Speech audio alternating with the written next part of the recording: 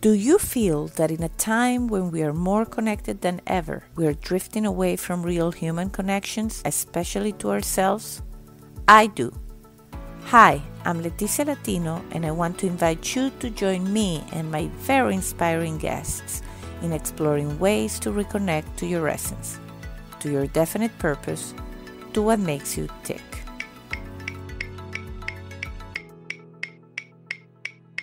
Are you ready?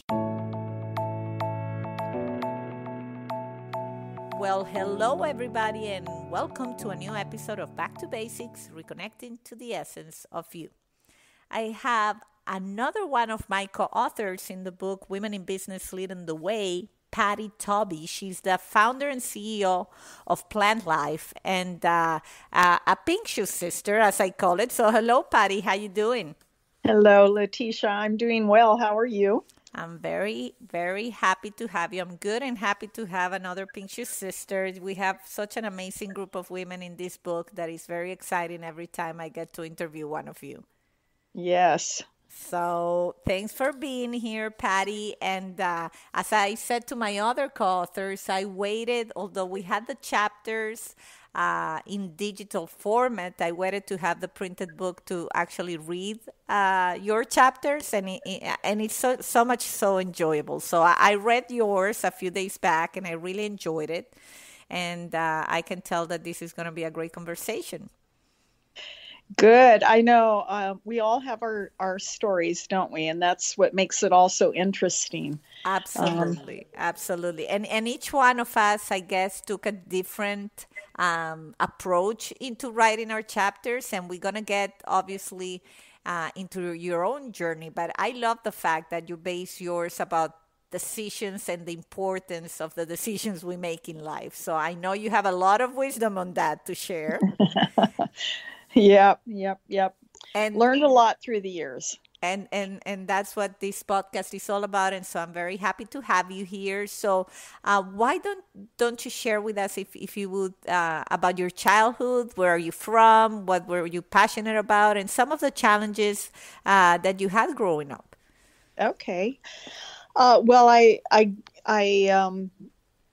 grew up in Eagle Rock, California, which is just a small community outside of Los Angeles. And I grew up in a family that was highly abusive. It was an alcoholic family. I was the baby of 6 children. Oh, I'm sorry to hear. Yeah, it was a really fun time. It was back in the early 50s, and we had. Because my mom had to work, so there was no supervision at home. And so my sister that was 10 years old was like my mother. She took care of me. And so we had free reign of the neighborhood. We ran wild. It was crazy times, but a lot of fun as a child. So it was constantly being outdoors, constantly getting into whatever mischief children get into, and just having fun, walking to the neighborhood pool and, going swimming all day and whatever it was. Yeah. But the home life, so outdoors was a sanctuary for me, whereas at the house, because my father was an alcoholic and very abusive, it was not a good place to be. So it was a scary place as a child. And fortunately, my mother divorced him, even though very strong Catholic family, she divorced him because of the abuse and the neglect in the family. Oh. And I was only in my, formative years still. But I have vivid memories of it because of the fear factor, I think, more than anything as a child, when the people that are supposed to protect you the most are the ones that are most violent. And so it was, obviously scars that occurred in my life, but it formed a lot of decision making as I progressed, because as a young child, I had to make these decisions that most children shouldn't even be thinking about. But I was older because, again, being the baby of 6 children, I was an old soul for the age that I was. My Absolutely. mom remarried, and she married another alcoholic, Mm, unfortunately.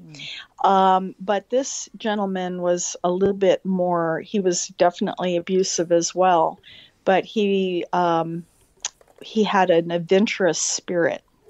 And so as a child, we would end up traveling everywhere. We took our car to Europe via a cruise ship. So my early childhood involved a lot of traveling all over the United States, all over the world. And so that was really fun. And it gave me, again, a whole different perspective on people and on life and on, seeing all the different cultures. And fortunately, you look back at your parents and you learn from the good and the bad. I mean, all of us are formed from those relationships, and we come to our own decisions on them. And one of the decisions that I talked about in the book that I made very early on was to forgive the people that were, um, not being the way that we would expect people to be, to treat each other. And I don't know exactly why, but I did go to Catholic school.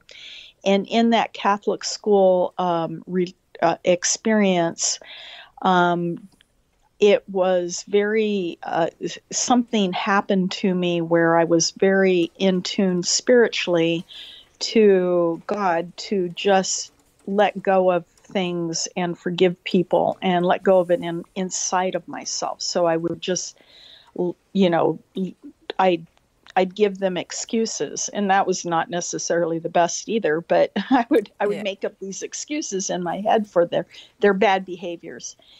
And that again was prior to even being 12 years old. That was started at around 5 and 6 years old. So Wow. yeah, very early on. And I had a wonderful babysitter that was a very devout Catholic who she would take me, she would play organ at the churches, and she would take me with her. And she was always she was from the old country, and she basically was just the most her and her husband were the most wonderful, loving people to me.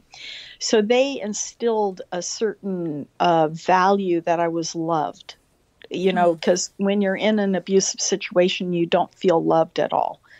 And you feel afraid of the people that are supposed to be loving you. And so she instilled this, I had value. And she and one of my grandmothers was another person who instilled that I had value as a person.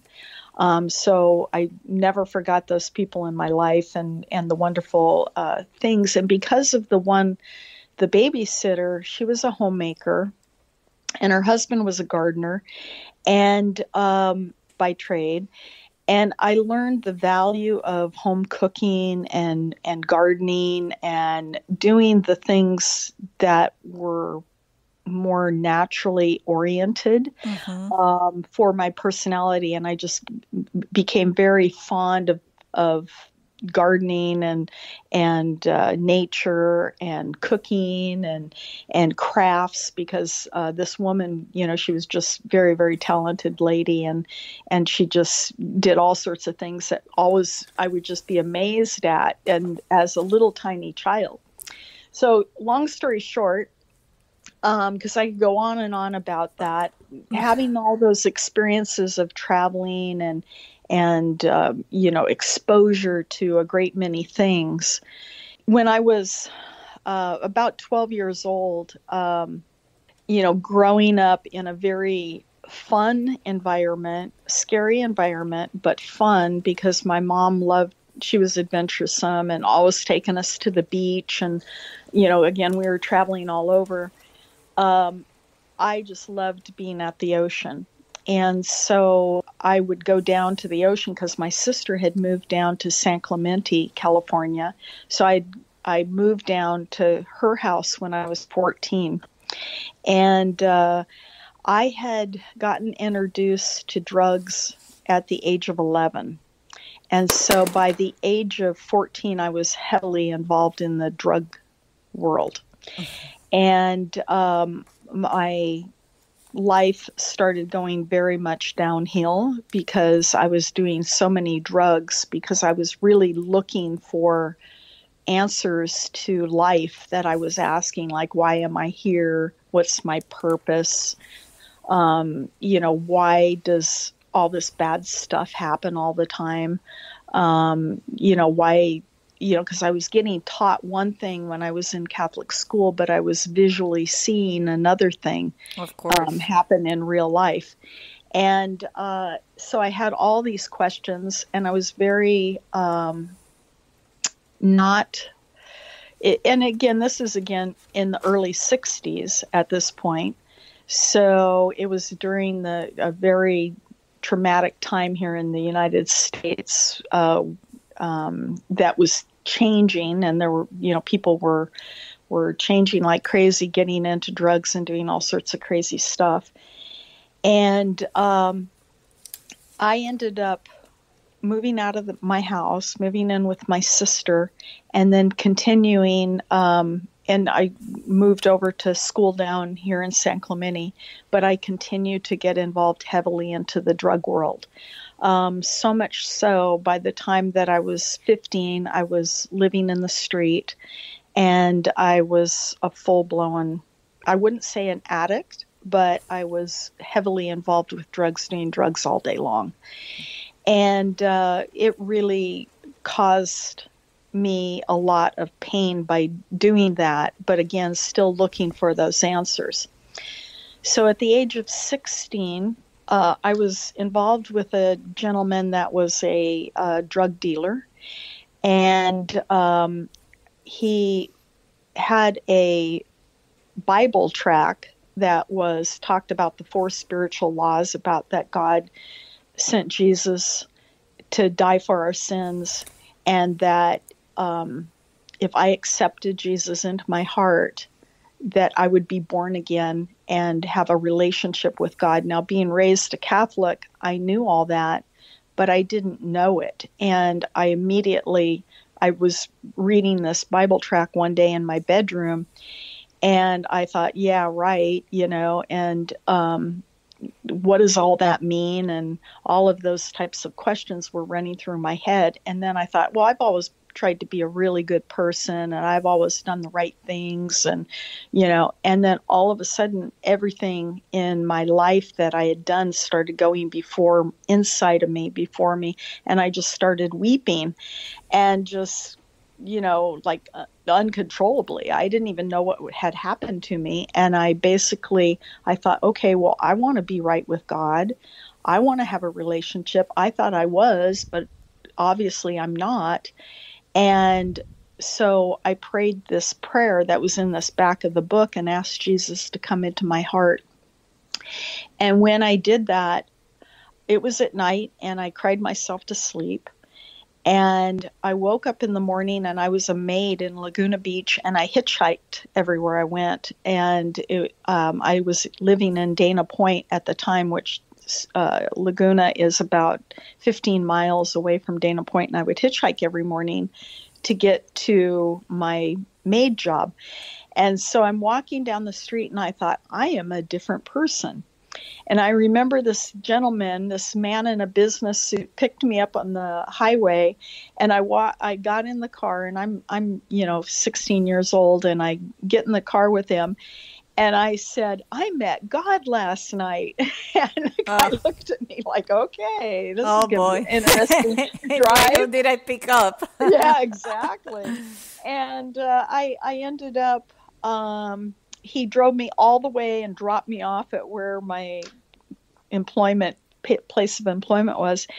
And, I always wondered whatever happened to that man, because it was just crazy, because I told him everything that had happened to me. Well, that was a decision. The best decision I ever made in my life was to ask Jesus into my heart, because my life, I went from when I was doing so many drugs, I couldn't even talk a full sentence because my brain had gotten impacted. But after that next day, my brain was completely healed. Completely. I was a different person. I could talk normally. I could, I was just 100% whole.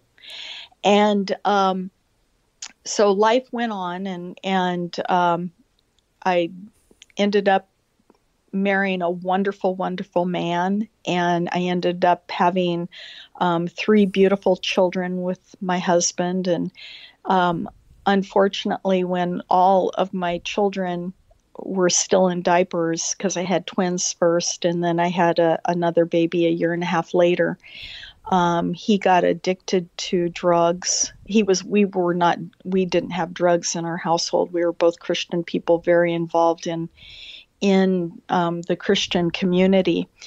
But he ended up getting heavily involved through helping his brother, and we welcomed him into our house, but his brother brought drugs with him. And in my husband's weakness, he started doing heavy drugs like heroin and different drugs that got him completely addicted. And he became a different person in front of my eyes, and he ended up leaving when my 3 babies were still in diapers. Oh, wow. So, and it was traumatic. It was very devastating because it was like I always imagined as a little girl growing up, probably because my family was dysfunctional and I didn't have a lot of love. And then I saw the beauty of my babysitter, home life, the lady that was such a wonderful woman, and her family that I was part of. I saw what family life can be and what, a home should be. So all I ever wanted to do in life was to be a mom and a wife. That was my whole goal in life.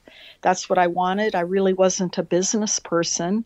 I loved crafts, and I loved cooking, and I loved nature, and, I'm a big outdoors person. And so I really never thought of myself as business, never had any desire or goals to be in business. And so when I got put into the position of needing to support my family at a very young age and having 3 babies in diapers, and then having the rejection of my husband, it was devastating times. I was a young girl. I was still very young, in my 20s. Wow. And early 20s. And so I had a tremendous amount of responsibility, and my dream was shattered of what I thought my life was going to be with, having, being a wife and a mom. And so it was hard. And so for probably the next, I don't know, I did every job imaginable, everything that I could do from home. And in those days, there wasn't the internet, and there wasn't all the opportunities that there are today for moms to be at home. But I did crafts at my house for a local potter. I did house cleaning. I babysat. I did all sorts of jobs just to make ends meet. And unfortunately, I didn't have family support. And unfortunately, there wasn't the support that that's available now through the government agencies and such, and the different, opportunities that there are.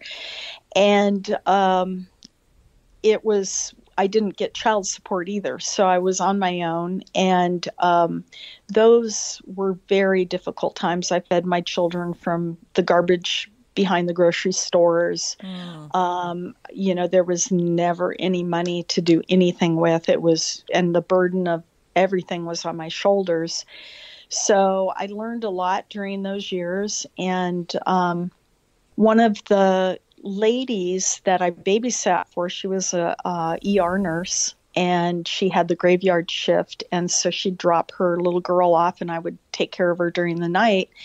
She really liked me a lot and wanted to help me. And so she said, "Hey, the local college is offering this program if you would want to go to school and get some sort of degree." And so I was so afraid because I was, again, just nothing but responsibility, no money coming in, and no way of knowing what to do, nobody to talk to about it. Hmm. And so I ended up, she filled the application out for me. Oh, I well. didn't even know how to do that.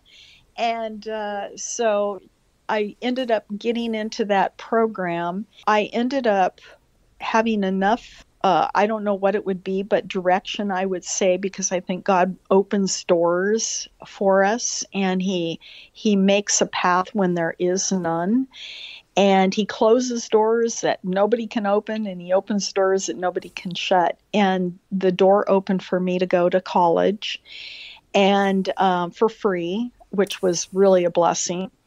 And I had the direction inside of me to ask, because the only thing available through this program was to be a secretary, and I couldn't type.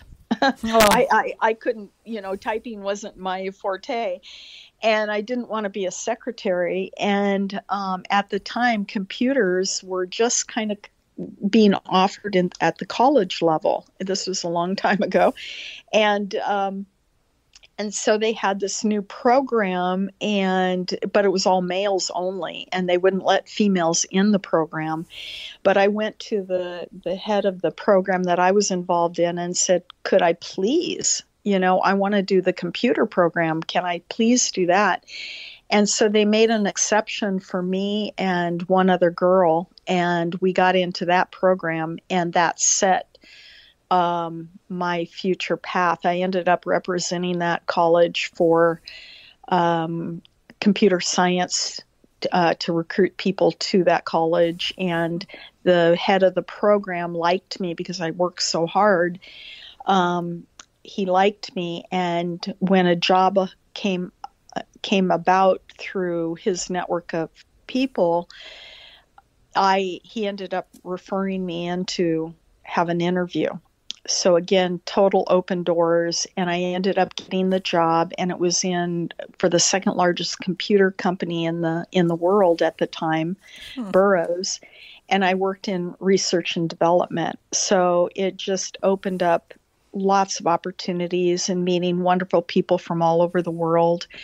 And I grew in that company, and then my career launched in tech. And so I had probably around a 34-year career in technology before Plantlife.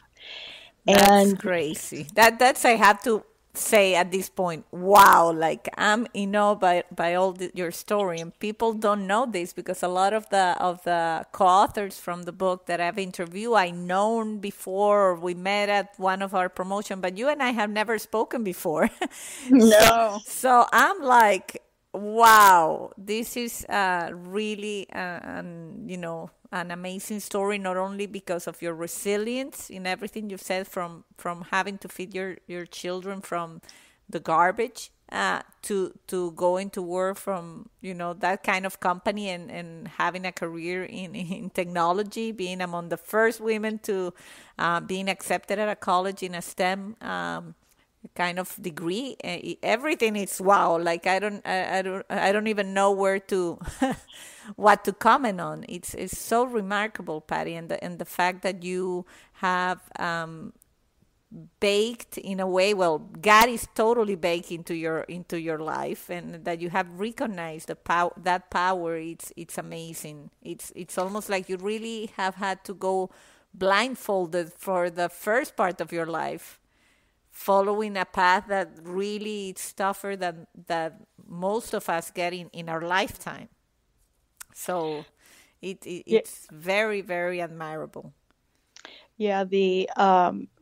I that in if you read in my chapter that I wrote, that decision that I made, and I didn't spell it out in the chapter because the chapter was more about decision making. But I made that decision to accept Jesus into my heart, and that changed my life forever.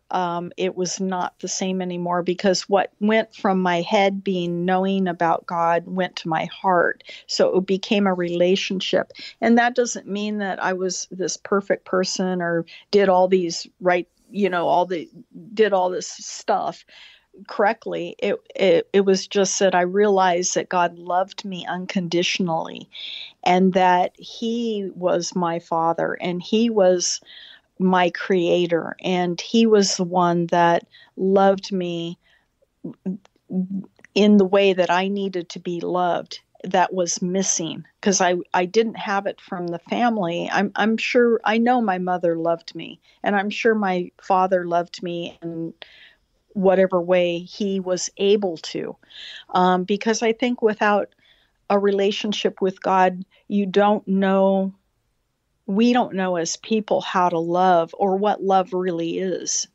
because we were created and made to have a relationship with God, and that relationship makes us who we become in our decisions, everyday decisions, how we treat people, how we are, how, what we say, what we don't say, our attitudes, our thinking processes, everything about life. And so that was the most important decision that I ever made. And especially in today's world, I don't know how even people can survive without that relationship with God. And, like, one of the reasons I decided to do this, to be part of the book, was because I felt it was time to talk about what has happened to me. I did it because I wanted opportunities like what we're doing right now to share my story. And I think it's very important, because I'm a private person. I don't really talk a lot to a lot of people, but I do live my faith out. And in my company, Plantlife, Plantlife is a very family-centric company. We all are very supportive of each other. We have, we create great product for people, but there's just this synergy here, because it's more of a faith-based company. The people, and it's mainly because as a leader in the company, they have watched, like I'm always telling, everything will be okay. God will get us through this.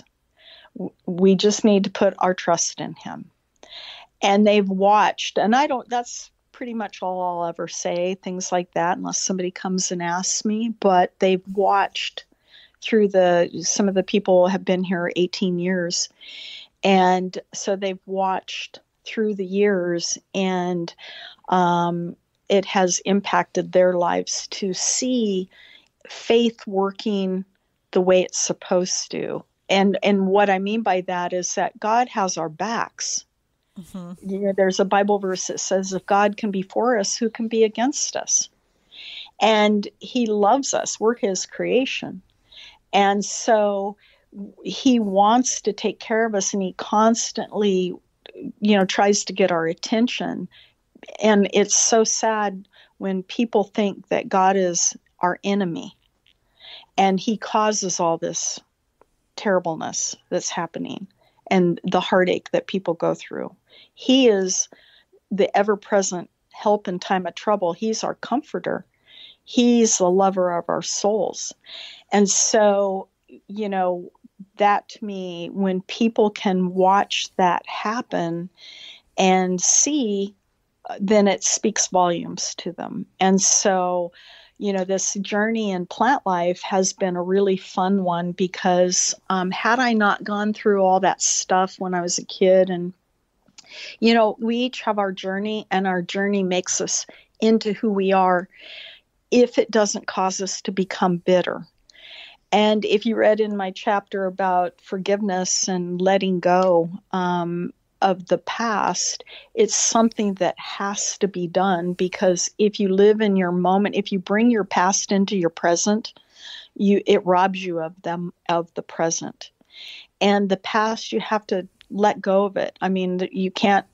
And I've watched people's lives just not be the best of what they could get out of life and experience and enjoy, because they hold on to grudges, they hold on to bitterness, and they don't forgive and they don't let go. And so, it's just such an important factor to let go of it. We're all human, and those small little things that I used to, excuses that I used to make for the people that were not had good behavior when I was growing up as a child.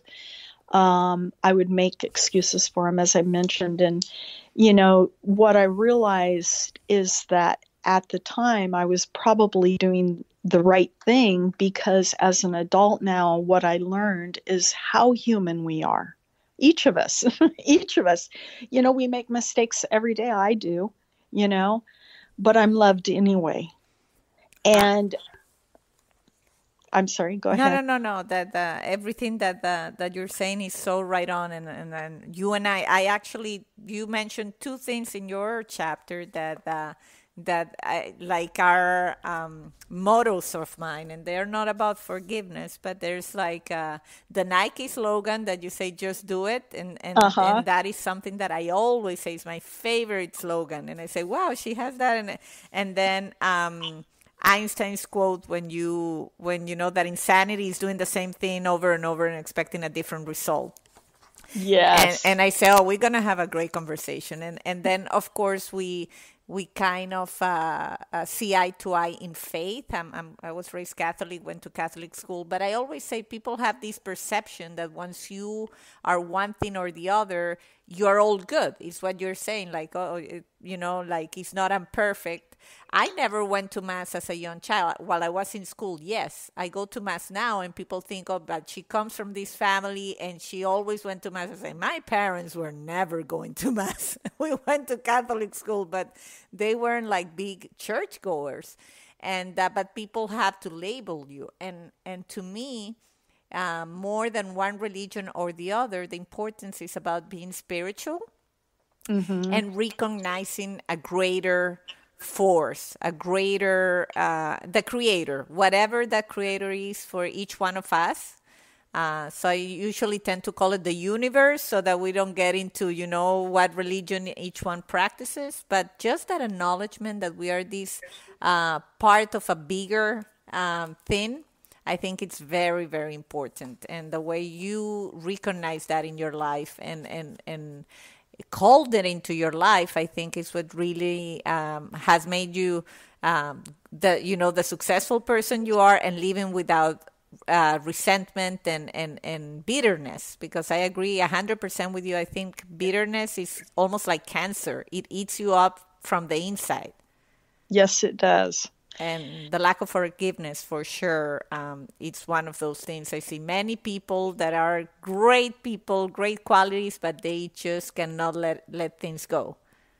Mm-hmm. And Yeah, it's also important, like when I wrote my chapter, it was funny because I was super busy here at work, and I had made the commitment to write this chapter, and so I was writing it in the middle of the night after my long day. And so I was sitting in bed writing and trying to pull all the stuff together. And, it's very emotional when you think about people who are going to read this, because my goal in writing it wasn't for myself. It was for the people who would read it, that if they could learn anything from if they read anything and say, oh yeah, wow, that makes sense, um, that's going to benefit them. Because my heart is more for people, to help them, and I'm a mentor at heart. And I really love um, helping people in any way, shape, or form. I'll spend hours talking to somebody, if they need it, or, whatever. And my time is their time, and all of that. But anyway, it was quite emotional pulling all this together and coming up with the outline of it and putting it on paper. And after I it's very short, but behind each one of the things that I was bringing out, it has a whole lifetime of proving that out to be true. And it's short, but I'm gonna be, and I hope none of my other fellow co-authors gets offended. But I underline, anything that I catch from all the chapters, and I think your chapter is one of the ones I've underlined the most. It's short, but it has a lot of wisdom in every word you wrote. And it's really, I really enjoyed it, and I know that anybody that gets the book will enjoy as well. And and I didn't know any of of your background, but now we're gonna move for the last part of our chat to see how you really weren't given the ideal conditions at all. You have a very tough childhood, and you really had to find a way into the world, find your way back from these circumstances with the drugs, having a perfect marriage almost, and then having to see it go bad. And yet you find a way, and you spend 30 years in technology, for what I understand, right? Yeah, a little over, like around 34. Wow. So And then yeah. and then you decided you were always passionate for nature, as you explained also in the background part, and you decided to found your own company, focusing on products for well-being, basically, right? hmm So Yeah, tell us about Plant just Life. one clarification, because I'm not the founder of Plant Life. I ended up taking over a failing company. So Okay. I was an investor in the company back in the early like 2000, 2001. And I got involved because I had a consulting company, a technology consulting company, and I ended up meeting someone that was an investor in Plant Life, and I got involved in Plant Life through this investor. And I had been making my own products at home. I'm a naturalist, and so I'm very health oriented, and I'm very geared toward eating right and exercising. I was a runner for, gosh, probably 35 years. I was a runner. Hmm. And so it was, I always felt like the things that you have to eat right and keep the body moving, not necessarily doing regiment exercise, but just keep the body moving. Moving is exercise. So it's really involved in that. And so going back to the Plant Life story is I got involved in Plant Life. I ended up buying out all the other shareholders of the company and I took it over 100% in 2003, and I left my consulting company. So long story short, when I took the company over, I it was a failing company, but I saw the opportunity because, again, I was making my own products at home. I understood the importance of what you put on your skin. Your skin is the largest organ in your body, and it's very important to not put chemically heavily laden products on your skin, because it all gets absorbed into your body. And there are a lot of I've been buying raw ingredients for Plant Life since 2003. And I've learned so much about raw ingredients and about all the chemicals that these and what they do to the body. It's just unbelievable. So there's a lot of research now, and it's all online, and you can find all that out. Anybody could Google any one of the raw ingredients that they put list on the back of a product and look and see what it does to you. But anyway, I never wanted to make products. And at the time when I took over Plant Life, it was a tiny little company. It had very few products. And we've built it and built it and built it. And all of our products are made with essential oils. And at the time, essential oils are popular now, but at the time, back in 2002, essential oils were very difficult to find. You could maybe find a lavender or maybe a sweet orange essential oil, but now, of course, it's blowing up and everybody and their brother sells them. But we were originally, always from 1994, an aromatherapy company, which means all of our products are made with essential oils. And essential oils have a lot of healing benefits to them. Nature has healing benefits to the body. All you have to do is go down to the beach, spend a day at the beach, or go for a hike in the forest, and you feel re-energized. Well, there's reasons for that. And so nature has this way, our body is wonderfully made that it naturally heals itself through our immune system and all of that. But a lot of these chemicals and the things that are in products these days actually are without getting into too much detail, because I could get really detailed right now. And all the show, and I will have your Plant Life's website will be on the show notes so that people can check it out for sure. Oh, that's awesome. Thank you. Yeah. And so, but our products, they're good for you products. They're great to put on your body. We're more in the health and wellness sector of business. So we sell in natural foods, grocery stores, and of course we have our online, but the products actually are healthy for the body. And so it's just, we love doing what we do, and we get lots of feedback from people that are doing chemo and that have, a lot of people's health has deteriorated over the years with various different things because of a lot of reasons. And again, I won't get into it because I could spend hours on it. But it's people migrate.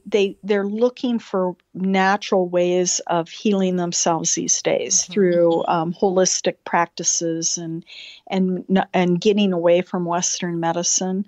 So Plant Life fits into that vein, and our products are geared toward that. We have holistic practitioners. We even have doctors that promote our products, not because we ask them to or pay them to, just because they do. And we've had them for years. So, that's awesome. Yeah. And it's because, it's like the difference between eating, something out of a can or a box versus eating something out of your garden, how it makes you feel when you eat that. So it's really geared, our products are more geared toward, like we use organic herbs, we make our own extracts, we use only cold pressed oils, like grapeseed and sweet almond oils and just rich oils in our products. And so they have properties in them that nourish the body. They nourish the skin. They nourish, they don't have chemicals in them. So, well, definitely no, but you're great. I definitely gonna check it out. So I will check out and then buy one, a few of your products and try them out because they sound awesome. And I always ask at the end of an interview, what makes you tick. And you, in your entire journey and your entire in this interview, obviously has been a very different interview. You've been very generous to share, your challenges and some of the things you had to go through. But now listening how passionate you are about your business, that you're doing fantastic. You even changed your career. You've done things that most people would think they cannot do, like break free from drugs, raise your family, your children on your own without a career initially. I mean, you're definitely a perfect guest for this show because I always say I love to prove that the impossible is possible. That's Yes, one I of my, love that. yeah, it's one of my main things. And that's how the idea of this podcast came about, because then I talk to people like you and I hear your story and I say, wow. And I know so many people that could benefit from that story, because I say, if Patty could do it under those circumstances, I can do it. Absolutely. And so I'm always curious to see what makes you tick these days. When you have a bad day and you're overstressed, and we know to have a company like yours, you must work a lot.